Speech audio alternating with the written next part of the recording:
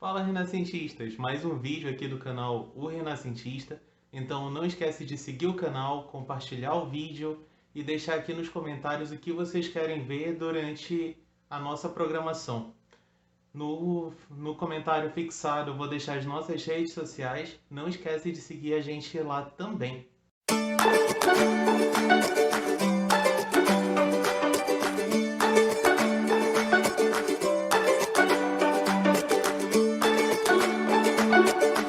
É porque nós temos muito pouco tempo de vida, né? Tipo, a gente está aqui há 30 anos.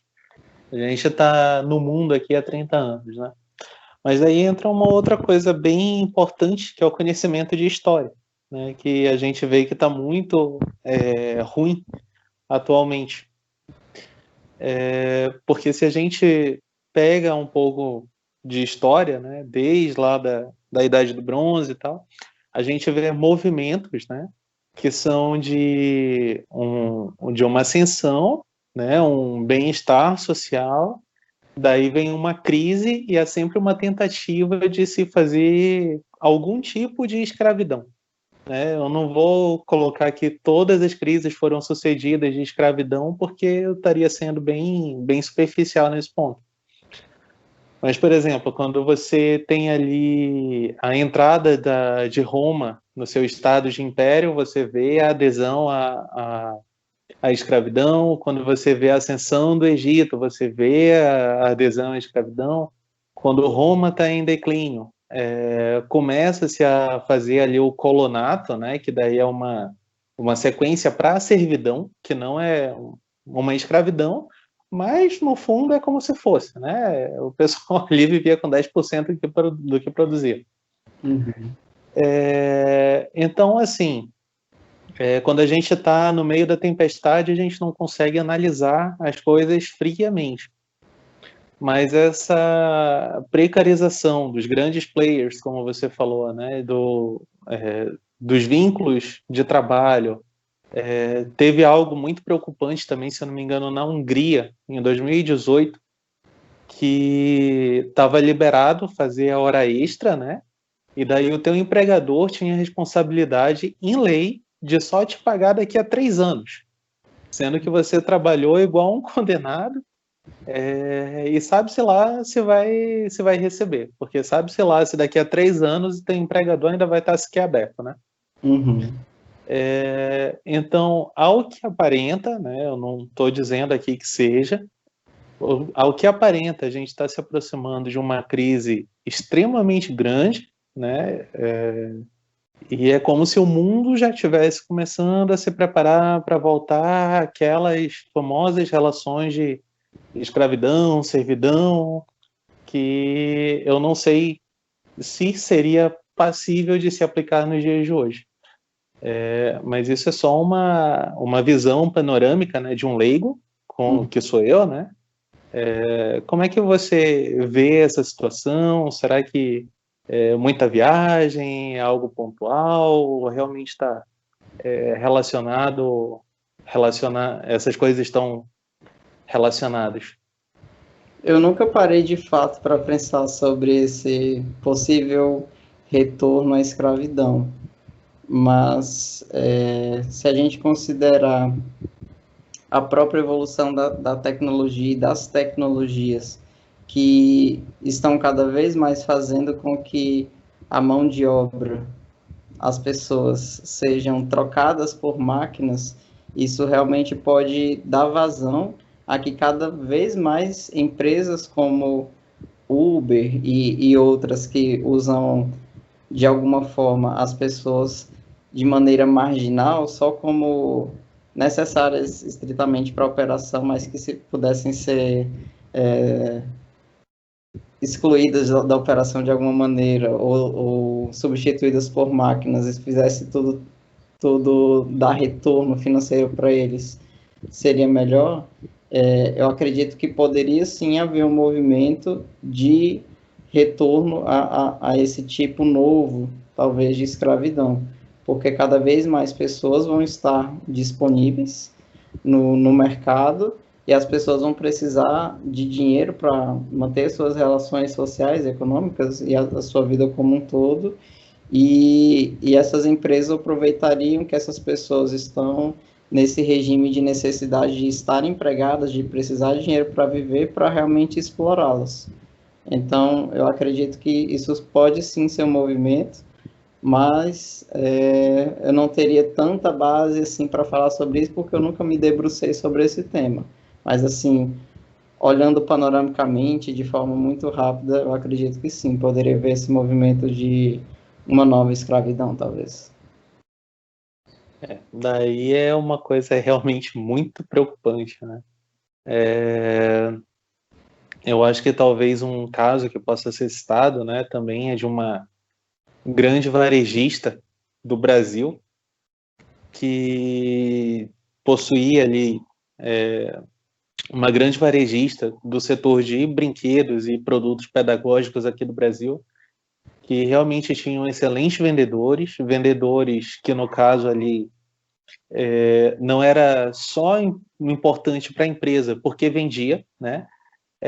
Como era um produto de brinquedos e produtos pedagógicos, os vendedores geralmente, quanto mais tempo de casa, melhor, porque acompanhava o cliente ali desde os 0 anos, desde ali do bercinho para comprar, desde do brinquedinho pedagógico para 1 ano, até ali os 13, 14 anos daquela criança.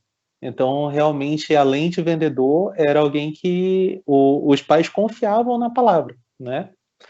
E de repente foram trocados por um auxiliar de vendas com um computador, porque daí eles deram a opção para comprar de casa e retirar na loja. Então acabou ali todo aquele vínculo, inclusive acabou a responsabilidade do vendedor com aquela família, né? Se desfez aquela relação salutar que diferenciava essa empresa, né? Que eu não vou citar o nome por motivos óbvios, né? Mas assim, ao que me parece, se perdeu não só muito da qualidade para gerar lucros no final do mês, quanto se desperdiçou grandes profissionais que para eles foram apenas uma peça, né? Então, você vê assim como uma forma de essa interação de tratar o seu funcionário como uma peça descartável que gerou ali um desconforto. Você vê como uma perda muito grande da qualidade realmente de serviços, de produtos, e que a gente realmente está passando por isso nesse momento? Eu percebo, assim, eu gosto muito da gestão de pessoas, né? Talvez esse termo nem seja mais tão adequado hoje em dia, mas eu gosto muito das organizações, das empresas que são orientadas para as pessoas. Porque se a gente for pensar a tecnologia ela só existe para servir as pessoas. Então as pessoas usam tecnologia para servir pessoas. E sem as pessoas, as organizações não são nada, são só máquinas e algoritmos e outras coisas. Então, elas são fundamental, as pessoas são o coração de qualquer organização e eu acredito que elas deveriam ser tratadas como tal. Muitas vezes, fundadores ou administradores ou conselhos administrativos podem não ter essa mesma visão e pensem realmente que as pessoas são uma peça, talvez uma engrenagem naquela sua operação, bem maquineísta mesmo, entendendo uma empresa como uma máquina e que as pessoas são uma engrenagem. Na própria gestão de pessoas, nas teorias que a gente estuda sobre gestão de pessoas, existe teoria que entende a pessoa realmente como uma peça numa engrenagem. E hoje o movimento está muito mais de entender a pessoa como um ativo intelectual, como uma pessoa pensante, e não como apenas aquela pessoa que martela o parafuso, lembrando até daquele episódio lá, aquele filme, não lembro, do Charlie Chaplin. Tempos modernos. Tempos modernos, que ele fica só apertando aquilo ali. Então, cada vez mais as empresas que se preocupam com as pessoas, elas procuram prover da melhor maneira possível um ambiente que seja saudável para a pessoa se desenvolver, de que ela tenha diversas capacidades dentro daquela empresa, de que ela faça o job rotation, que seria você sair do seu posto de trabalho para atuar em outra frente, porque você vai ter outros aprendizados, você vai ter outras experiências, você vai levar a sua experiência para aquele setor e receber daquele setor, e assim você vai ter uma pessoa rica, que vai ter um conhecimento muito amplo de toda a empresa, ou de por onde ela passe, vai ter uma pessoa possivelmente feliz, porque ela não vai estar estagnada fazendo a mesma coisa por 30 anos, até porque ela nem deve ficar 30 anos na empresa, porque hoje a rotatividade é imensa. Os estudos indicam hoje que uma pessoa normalmente vai passar por 10 tipos de trabalho, de emprego, e eu acredito que as pessoas realmente são o foco das organizações. Infelizmente, nem todas as organizações pensam dessa maneira. Entendem que as pessoas são algo apenas necessário para que a empresa funcione e que, dessa forma, elas podem não ter as políticas mais adequadas no sentido da gestão de pessoas em si. Ou gestão de gente, como já se chama há alguns anos, e várias outras terminologias, mas sem entrar muito no mérito do termo, a gestão de pessoas em si. Cara, daí a gente bate talvez num iceberg aí que a gente esteja começando a visualizar somente agora, né? Por causa justamente da pandemia, né? É um cenário que a gente já não via há 100 anos, né? Desde a gripe espanhola, que foi a grande pandemia do nosso século, né? Digamos assim. E agora a gente está vendo, talvez, grandes conglomerados que nunca passaram por uma situação dessa, né? Como, por exemplo, eu acho que a indústria, o ramo mais afetado que foi o da aviação, eles nunca tinham passado por uma pandemia a primeira vez e muitos quebraram. Acho que a maioria quebrou, né? E isso aconteceu com vários outros ramos, pequenos empreendimentos, médios empreendimentos, até grandes empreendimentos estão sofrendo bastante. Você vê alguma luz assim no túnel dessa crise no Brasil, no mundo, ou ela veio para mudar definitivamente, de forma estrutural, né? O que a gente entende por sistema financeiro? Como é que você vê atualmente essa crise? Ela é realmente um divisor de águas ou ela é só mais uma crise? Eu acredito que ela seja, sim, um divisor de águas, primeiramente na forma de se trabalhar. Muita gente não pode mais ir ao escritório como ia antigamente, ou vai, por exemplo, 3 dias na semana e 2 dias faz home office, ou vice-versa. Outros estão trabalhando apenas remotamente. Então, isso, de fato, é um divisor de águas. Muitas empresas perceberam a importância de elas estarem presentes nas mídias digitais, nas redes sociais, de ter o seu comércio eletrônico, e eu percebo que isso não vai ter volta, porque geralmente é como aquela ideia da cabeça, né? Quando a cabeça se abre para um novo pensamento, ela não tem como voltar ao normal. Eu acredito que seja a mesma coisa em relação à pandemia, de você pensar novas formas de trabalhar. A gente já se sabia que o teletrabalho, como se chama em Portugal, o trabalho remoto era uma tendência para muitas organizações, várias delas já trabalhavam com, mas a pandemia foi um propulsor para que isso realmente se tornasse de fato, e não apenas algo no planejamento de médio prazo ou curto prazo, por exemplo. E muita gente percebeu que isso é factível, que vale a pena fazer e que é até produtivo. Mas as pessoas também perceberam, trabalhando remotamente, ou nesse esquema híbrido de ir para o escritório e trabalhar uma parte em casa, de que talvez elas não se adequem muito a isso. Então, eu mesmo, por exemplo, eu percebo que eu fico muito cansado quando assisto a muitas lives num dia. Então, eu imagino, por exemplo, eu trabalhando numa empresa em que eu tenho que fazer várias reuniões por dia por teleconferência. É cansativo. Existe até um termo científico que eu não sei exatamente qual é, mas é essa estafa do digital, de ficar olhando para a tela todo tempo, de conversar com outra pessoa por teleconferência e não poder olhar diretamente para os olhos dela, por isso que eu estou olhando agora para a câmera, para ver se a pessoa que está me vendo do outro lado consiga, de alguma forma, ter um contato visual melhor, mas é tudo mediado, a gente sabe que não é o ideal. E tem gente que realmente não se adapta, tem gente que se adapta e até acha melhor, então acredito que para o mundo laboral, a forma de se trabalhar já mudou, que é isso.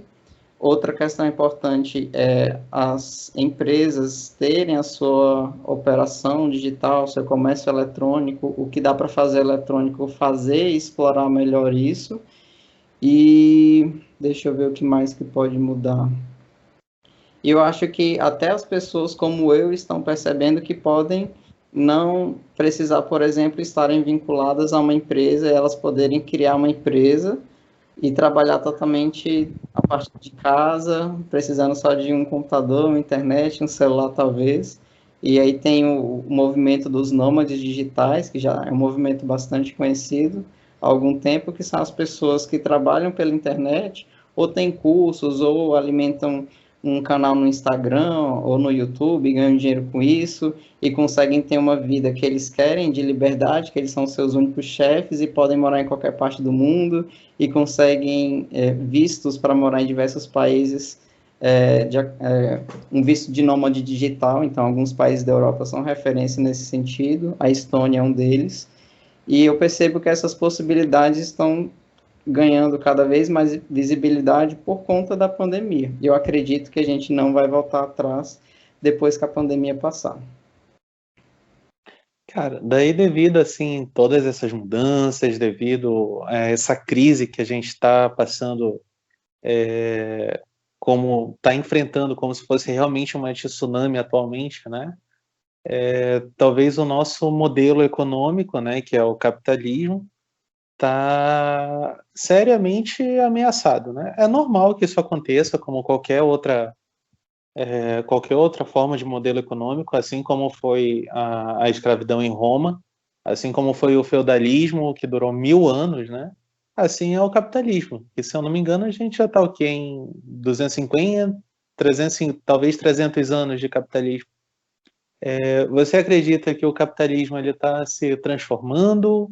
Ele está realmente em crise e a gente vai dar à luz a um novo modelo econômico? Ou você realmente acha que a gente está à beira de um futuro distópico sem esse modelo econômico agora? Eu acredito que o capitalismo está se transformando, ele está deixando, talvez, né, deixando de ser um pouco selvagem para ser mais consciente.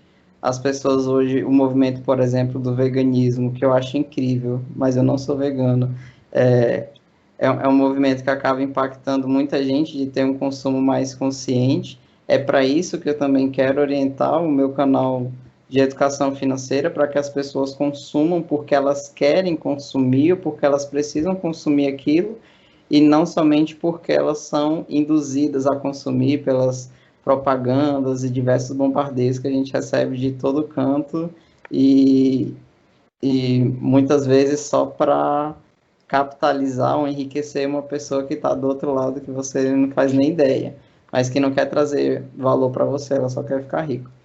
E até fazendo um contraponto em relação a muitos vídeos de internet, tem muito vídeo que é sobre DIY, que é aquele faça você mesmo, de coisas que são inúteis, totalmente inúteis. E canais que fazem aqueles pranks, aquelas pegadinhas e várias coisas, e blogueirinhos de lifestyle, estilo de vida, que em nada, eu não percebo que agregue em nada aquilo. Mas aquilo vende muito, as pessoas gostam de ver aquilo, e quando elas assistem aquele tipo de conteúdo, elas estão levando dinheiro para a pessoa que está produzindo.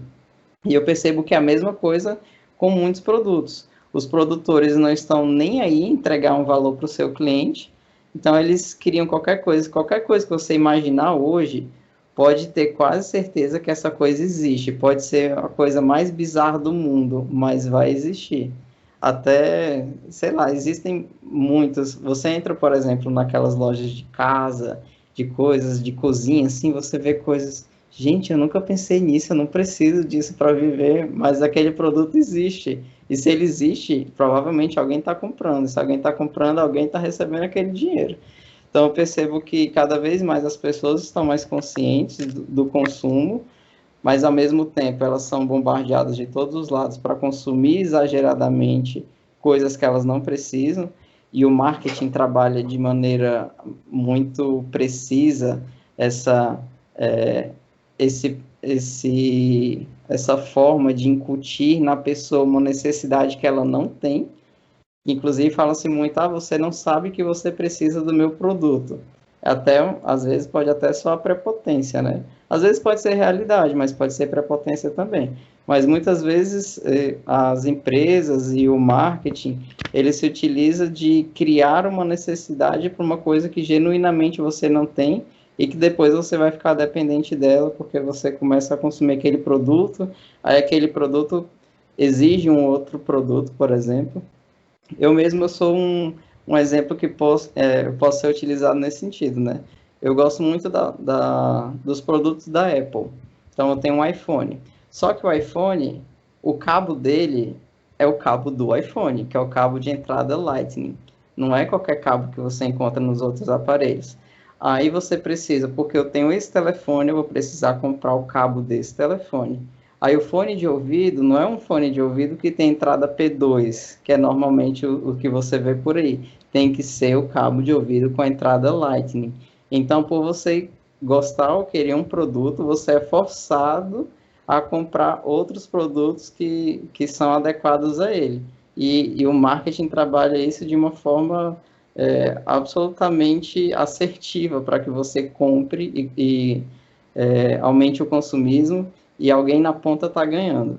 Uma vez eu fiz um curso que era sobre contabilidade e o professor falava assim, tente enxergar o mundo na ótica do débito e do crédito. Sempre quando alguém estiver ganhando, alguém vai estar perdendo, e vice-versa. Então, muitas vezes eu me vejo nessa situação analisando a realidade, que muitas vezes você pensa que você está ganhando, mas não, você está perdendo, ou você não sabe por que existe aquilo, mas aquilo tem um propósito bem definido, e talvez você só não saiba qual é. Mas voltando ao assunto do capitalismo, eu acredito que seja, nesse momento, um momento de transformação do capitalismo. Eu não vejo ainda uma mudança radical para outro sistema que o substitua, mas as pessoas estão se tornando mais conscientes, existem movimentos nesse sentido para poder proporcionar mais consciência às pessoas, e ao mesmo tempo existem os movimentos contrários para que as pessoas não tenham tanto autoconhecimento, não tenham não consigam ver a realidade da maneira como ela poderia ser vista, porque ela vai causar um enfraquecimento desse sistema capitalista. Então, são duas forças antagônicas, obviamente, mas eu acredito que a gente está caminhando para um consumo mais consciente, mas que ainda tem muito a evoluir. Cara, você tocou num ponto bem interessante, né? Que é essa parte de ver o mundo como débito e crédito, né? Uma visão bem de contador, realmente. E tem uma fantasia que as pessoas têm, né? Que eu acho que seria até interessante abordar dessa forma quando você passar assim como educação financeira. É porque as pessoas têm uma impressão de que o dinheiro é infinito. Eles realmente não têm noção nenhuma, né, pelo que eu acompanho, pelos amigos que eu converso e tal. Eles não têm noção de que muito do que você investe, você vai estar esperando que alguém perca. Porque esse dinheiro, ele não vai vir do nada. Ele vai ter que vir de algum lugar. Então, se você vai estar ganhando em um lado, você vai estar perdendo do outro. Alguém vai estar perdendo do outro, no caso, né? E também há aquela leve miragem, né? Aquela ilusão de que a gente trabalha, a gente tem uma relação social por causa do dinheiro e não por causa do tempo. Então, é algo que quando eu estava trabalhando, né, discutindo com ex-gerente que eu tive, que infelizmente era do tipo que acreditava em conto de fada, tipo meritocracia, né? que ele achava, né, que investindo em qualquer coisa, basicamente pirâmide financeira, ele ia estar ganhando. Mas, tipo, esse dinheiro tem que vir de algum lugar, né? Então, não tem como você ganhar dinheiro se alguém não perder dinheiro, ou se ele não sair de algum outro lugar. E não enxergava também que o tempo de vida dele era o que estava pagando a estadia dele no emprego. Isso daí é uma coisa que eu acho muito interessante, que hoje em dia a gente, principalmente nesses tempos aqui, de estigmatizar Karl Marx, por exemplo, que é quem trata desse assunto, né? Que a gente vai estar vendendo o nosso tempo para o nosso empregador. E realmente, se a gente for analisar friamente, né? Realmente é um único produto que não tem como se recuperar, não tem como ser devolvido. Então é realmente a única coisa que a gente pode vender, né? É o nosso tempo. Obviamente, o nosso tempo é o nosso tempo de vida. Então, uma vez eu falei, mas a gente não vai receber o PLR mesmo tendo sido vendido horrores, né? Por que que o investidor do grupo vai receber... Por que que os investidores do grupo vão receber 80 milhões e os funcionários não vão receber nada? Daí a resposta que eu escutei, é porque eles deram dinheiro. E a gente deu tempo de vida. Foram 8 horas da nossa vida, foi 1/3 da nossa vida, no caso, né? Que a gente se dispôs a trabalhar para chegar àquela meta e no final não ser recompensado. Então, realmente as pessoas não conseguem enxergar que o que elas estão dando é vida, né? De um grosso modo, e nem de que o dinheiro tenha fim, ou seja, na concepção das pessoas, o dinheiro é infinito. Como é que você vê esse cenário, assim, se isso foi realmente se isso foi uma catequese que fizeram com as pessoas para que elas pensem dessa forma, ou se realmente é só falta de entendimento, de enxergar realmente o que elas estão dando em troca daquele dinheiro? Eu acho que é um pouco desses dois mundos, de que existe essa catequese de que o dinheiro é infinito, e a gente pode ver isso, por exemplo, quando você tem uma conta, mas o seu dinheiro, cara, era muito bizarro. Eu lembro a conta do meu pai no banco, a gente olhava pelo aplicativo, aí o saldo dele era 1. Só que aparecia tipo um limite assim, só que já somava com o saldo dele, mas era um saldo que não existia. Tipo assim, digamos que o saldo dele fosse R$ 300 na conta. Aí aparecia, por exemplo, um primeiro saldo de R$ 300, que era o que ele efetivamente tinha na conta, e o saldo mais o limite disponível que ele poderia gastar, que era, digamos, 1.200. Aí aparecia saldo não sei o que, na última linha, 1.500. Se a gente for pensar da forma como a gente lê, que geralmente nossos olhos focam nas primeiras sílabas, ou nas primeiras palavras, e nas últimas sílabas e nas últimas palavras, e o meio fica ali meio tortuoso, a gente não dá muita moral para ele, a mesma coisa deve acontecer, por exemplo, numa tela de celular, em que você olha o seu saldo inicial, o meio, que é aquele outro saldo que não existe, que é fictício, e o final, que está 1.500. Aí você pensa, não, tenho 1.500, ou você já rola para baixo, porque geralmente a informação principal está embaixo, né? Você vai lá para baixo, eu tenho 1.500, então vou gastar 1.500. E aí isso está relacionado a essa infinitude do dinheiro. E aí entram cartões de crédito com juros abusivos, todos aqueles, como é o nome? Crédito especial, e várias outras nomenclaturas para dizer daquele dinheiro que não existe, você não tem, mas você tem acesso a, mas você vai pagar super caro por ele. Então, eu percebo que existe essa questão da infinitude do dinheiro, mas, ao mesmo tempo, ingenuidade ou falta de conhecimento das pessoas em relação ao dinheiro, de saber que realmente o dinheiro dela é proveniente do tempo que ela vende de vida dela para aquilo, e que ele merece ter tal valor. E uma vez eu até lembrei de uma fala de uma amiga, que a gente trabalhava numa empresa júnior, e ela falou assim, eu dei a minha vida aqui, eu não dei tempo, eu dei a minha vida aqui na empresa Júnior, porque tempo é vida.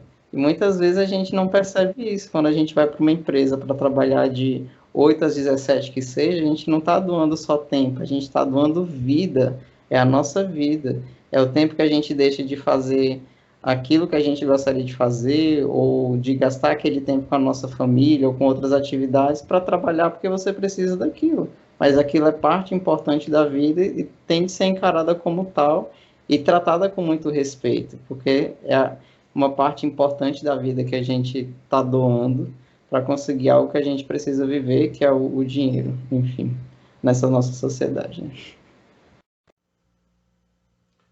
Pessoal, muito obrigado a quem acompanhou o vídeo até aqui. Lembrando que esse foi apenas uma parte da nossa conversa, que é bem mais extensa. E se você gostou do canal e quer dar a sua contribuição, eu vou deixar nos comentários fixados aqui embaixo o nosso Pix. Muito obrigado e assistam mais os nossos vídeos.